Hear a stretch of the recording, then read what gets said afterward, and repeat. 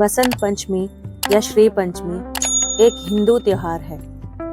इस दिन विद्या की देवी सरस्वती, कामदेव और विष्णु जी की पूजा की जाती है। यह पूजा विशेष रूप से भारत, बांग्लादेश, नेपाल और कई राष्ट्रों में बड़े हर्षोल्लास के साथ मनाई जाती है। इस दिन पीले वस्त्र धारण करते हैं। शास्त्रों में बसंत पंचमी को ऋषि पंचमी से उल्लेखित किया गया है, तो पुराणों, शास्त्रों तथा अनेक काव्य ग्रंथों में भी अलग अलग ढंग से इसका चित्रण मिलता है। प्राचीन भारत और नेपाल में पूरे साल को जिन 6 ऋतुओं में बांटा जाता है, उनमें बसंत लोगों का सबसे मनचाहा मौसम था।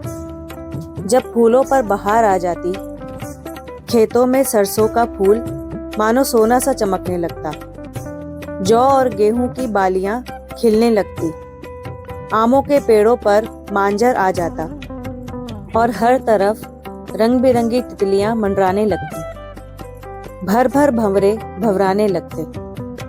बसंत ऋतु का स्वागत करने के लिए माघ महीने के 5वें दिन एक बड़ा उत्सव मनाया जाता है, जिसमें विष्णु और कामदेव की पूजा होती है।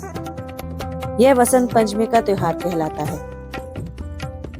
बसंत ऋतु आते ही प्रकृति का कण कण खिल उठता है। मानव तो क्या, पशु पक्षी तक उल्लास से भर जाते हैं।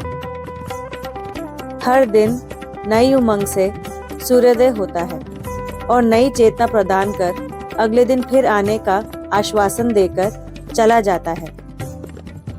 यूं तो माघ का यह पूरा मास ही उत्साह देने वाला है, पर वसंत पंचमी का पर्व भारतीय जनजीवन को अनेक तरह से प्रभावित करता है। प्राचीन काल से इसे ज्ञान और कला की देवी मां सरस्वती का जन्म दिवस माना जाता है। जो शिक्षाविद भारत और भारतीयता से प्रेम करते हैं, वे इस दिन मां शारदे की पूजा कर उनसे और अधिक ज्ञानवान होने की प्रार्थना करते हैं।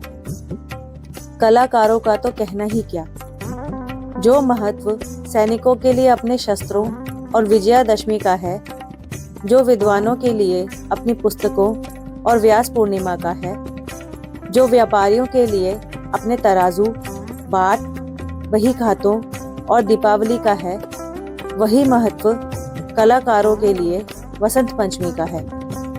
चाहे वे कवि हों या लेखक, गायक हों या वादक, नाटककार हों या नृत्यकार, ये सभी लोग इस दिन का प्रारंभ अपने उपकरणों की पूजा और मां सरस्वती की वंदना से करते हैं। इसके साथ ही यह पर्व हमें अतीत की अनेक प्रेरक घटनाओं की भी याद दिलाता है। सर्वप्रथम तो यह हमें त्रेता युग से जोड़ती है। रावण द्वारा सीता के हरण के बाद श्री राम उनकी खोज में दक्षिण की ओर बढ़े। इसमें जिन स्थानों पर वे गए, उनमें दंडकारण्य भी था। यहीं शबरी नामक भीलनी रहती थी। जब राम उसकी कुटिया में पधारे, तो वह सुध-बुध खो बैठी और चक चक कर मीठे बेर राम जी को खिलाने लगी। प्रेम में पगे झूठे बेरों वाले इस घटना को राम कथा से भी गायकों ने अपने अपने ढंग से प्रस्तुत किया। दंडकारण्य का वह क्षेत्र इन दिनों गुजरात और मध्य प्रदेश में फैला है। गुजरात के डांग जिले में वह स्थान है जहां शबरी की मां का आश्रम था। वसंत पंचमी के दिन ही रामचंद्र जी वहां आए थे। इस क्षेत्र के वनवासी आज भी एक शिला को पूजते हैं, जिसके बारे में उनकी श्रद्धा है कि श्री राम आकर यहीं बैठे थे। वहां शबरी माता का मंदिर भी है। वसंत पंचमी हमें गुरु राम सिंह कूका की भी याद दिलाती है। उनका जन्म 1816 ईस्वी में बसंत पंचमी पर लुधियाना के भैणी ग्राम में हुआ था। कुछ समय वे महाराजा रणजीत सिंह की सेना में रहे, फिर घर आकर खेतीबाड़ी में लग गए। पर आध्यात्मिक प्रवृत्ति होने के कारण इनके प्रवचन सुनने लोग आने लगे। धीरे धीरे इनके शिष्यों का एक अलग पंथ ही बन गया, जो कूका पंथ कहलाया।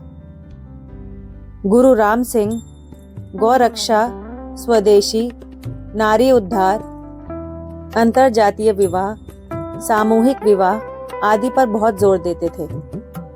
उन्होंने भी सर्वप्रथम अंग्रेजी शासन का बहिष्कार कर अपनी स्वतंत्र डाक और प्रशासन व्यवस्था चलाई थी। प्रतिवर्ष मकर संक्रांति पर भैणी गांव में मेला लगता था। 1872 में मेले में आते समय उनके एक शिष्य को अंग्रेजों ने घेर लिया। ये सुनकर गुरु राम सिंह के शिष्य भड़क गए। उन्होंने उस गांव पर हमला बोल दिया, पर दूसरी ओर से अंग्रेज सेना आ गई, अतः युद्ध का पासा पलट गया। इस संघर्ष में अनेक कूकावीर शहीद हुए और 68 पकड़ लिए गए। इनमें से 50 को 17 जनवरी 1872 को मलेरकोटला में तोप के सामने खड़ा कर उड़ा दिया गया। शेष 18 को अगले दिन फांसी दी गई। 2 दिन बाद गुरु राम सिंह को भी पकड़कर बर्मा की मांडले जेल में भेज दिया गया। 14 साल तक वहां कठोर अत्याचार सहकर 1885 ईस्वी में उन्होंने अपना शरीर त्याग दिया। राजा भोज का जन्म दिवस वसंत पंचमी को ही आता है। राजा भोज इस दिन एक बड़ा उत्सव करवाते थे, जिसमें पूरी प्रजा के लिए एक बड़ा प्रीति भोज रखा जाता था, जो 40 दिन तक चलता था। वसंत पंचमी हिंदी साहित्य की अमर विभूति महाकवि सूर्यकांत त्रिपाठी निराला का जन्म दिवस 28 फरवरी सन 1899 का है। निराला जी के मन में निर्धनों के प्रति अपार प्रेम और पीड़ा थी। वे अपने पैसे और वस्त्र खुले मन से निर्धनों को दे डालते थे। इसी कारण लोग उन्हें महाप्राण कहते थे। इस दिन जन्मे लोग कोशिश करें तो बहुत आगे जाते हैं। तो दोस्तों, यह था वसंत पंचमी मनाए जाने के पीछे का इतिहास।